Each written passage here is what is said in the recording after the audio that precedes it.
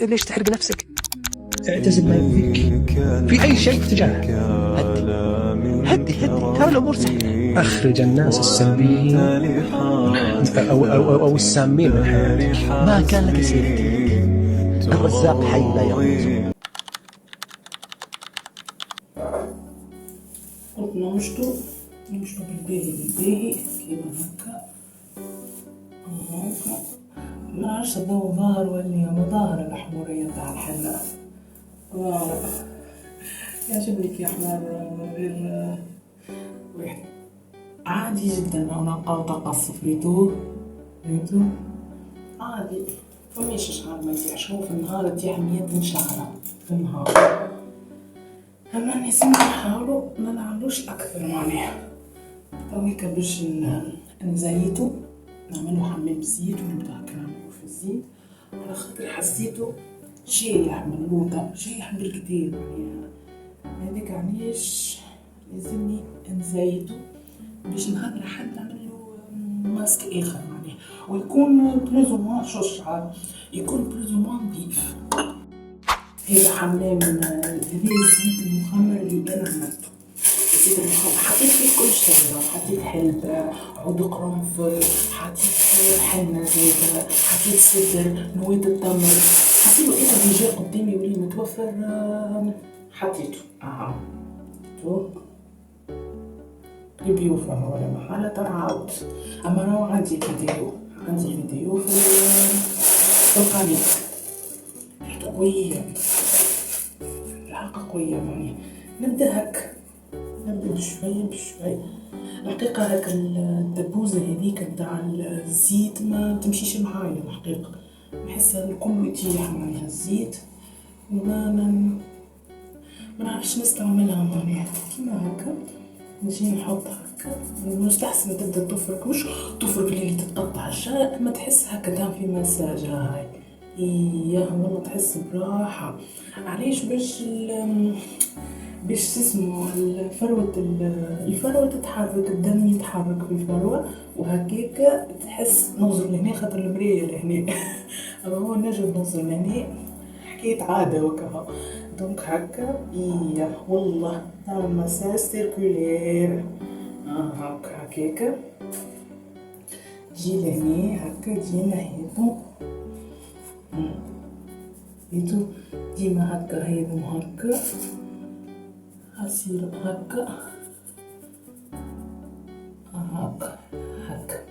بيه الزيت. راهو اسمعني، حتى ولو ما حسيتش انه شعرك قاعد يطوي، وحتى ولو ما حسيتش هذا انا باش نخدم على هذا ماهوش مجبود راهو شعري.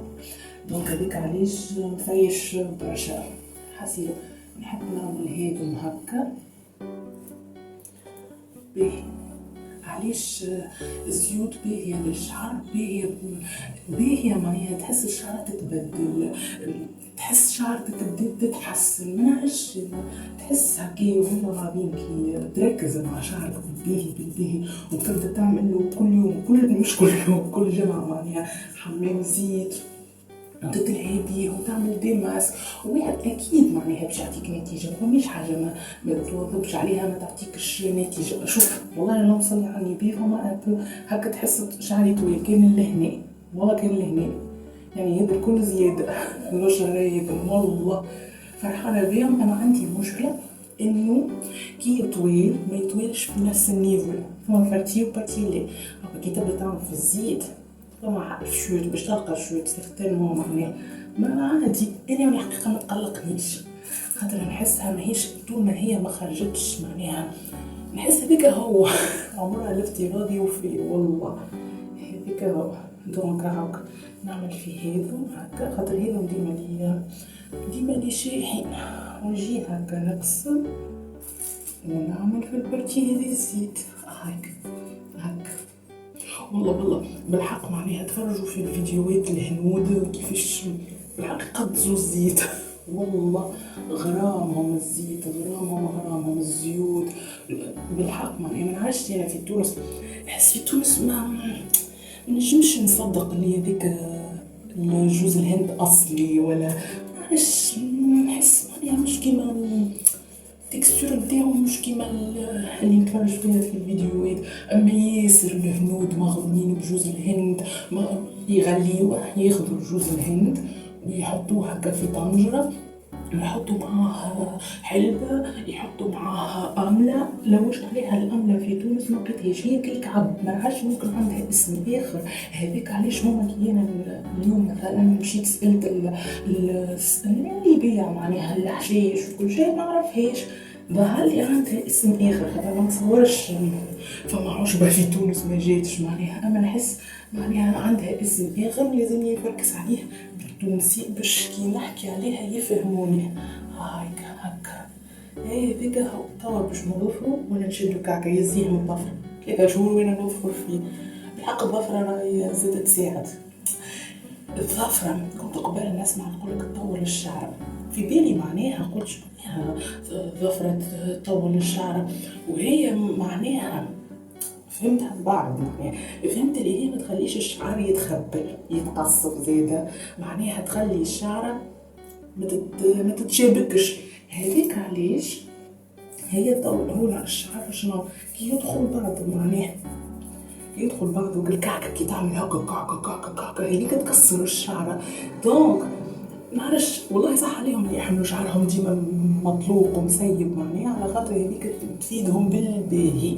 حسيلو نكمل تويكا نلم هذا اللي عملته الكل ونشد شعري ونخليه حكاية ساعتين هكا ونغسلو بالشامبوان. انا نستعمل في شامبوان ضد القشرة ديكوس وبس. نهار لحد نعملو ماسك جديد هكا هكا شديتو هكا عملت له زيت بالباهي وقعدت نعمل فيه مساج. فوالا توا نعرف مسحت هذا الكل على خاطر الزيت مش عادي. حسيلو توا باش نعمل السلطة هكا باش الشعرة تشرب أكثر الزيت. فهمتوني؟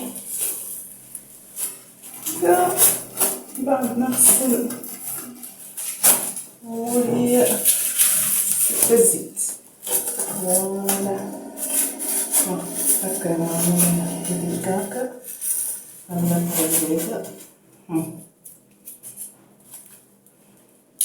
هذايا هو بالحق ما تبخلش على روحك. خذ نص لتر زيت زيتونه، حط فيها حلبة، حط فيها سدر، حط فيها أعواد قرنفل، سينوج. امشي للي قد حكاية توابلي والا العطار ولا اي واحد قول له اعطيني شوي أعواد قرنفل، سدر، حنة، شقولت اخر انا حلبة، حطيت فيه اخر مواد التمر، شنو اخر هذا من اللي نتذكرهم، كليل. حطهم الكل خليه رقدهم هذا الكل في الزيت وخليه يشمها. وقبل ما تدوش اعمل حبة زيت ما فيها حتى شيء. بسم الله وقدرة ربي شعرك يتصلح.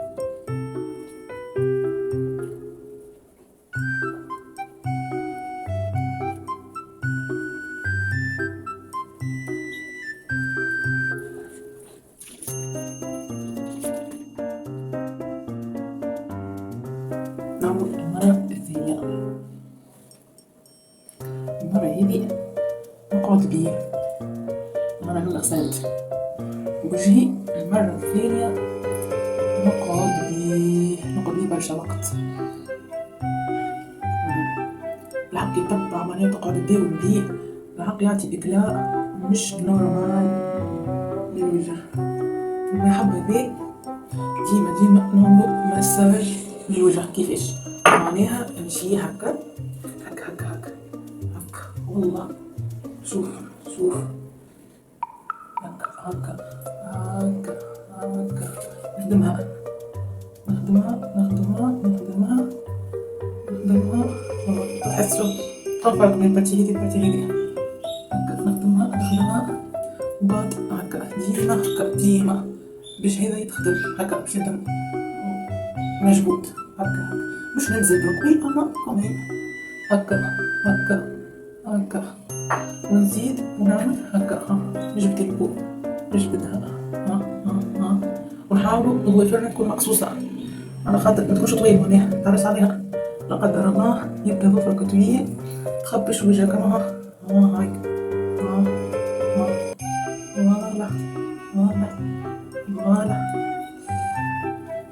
مساج خفيف هكا للوجه فوالا ايضا هكا هي والله بس انتي عايش حاجات هكا مش مشكلة للوجه للشعر ما يعملش حتى مشكلة. انا في نفس من بعد فوالا نعاود مرة اخرى هكا. والله بالحق هيك نتبعوه بذور الكتان الجاي يفتق بالحق يفتق هكا الخدود بتاعك. حاول تطلعهم يعمل ايفي بوتوكس بالوقت. هذه ان شاء الله تحويقة العين هذه ان شاء الله تنفركس على وصفة ونجربها ونشوف ساعدني ولا لا. هكا تيما واحد فوالا في هكا فوالا بيه شفتوا تحس حتى البوط بدلت وديما مساج ديما نعمل مساج هذيك مغرفة بذور كتاب ما عملت لها حتى شي لا فارينة لا ساعدتني من كيف وقت نعمل نشير شنو يصير فوالا نخليه يشيح في وجهي يمكن هكاك نص ساعة حتى اللي نلقاه العشرة وكذا في ماسك جديد ووصفة جديدة.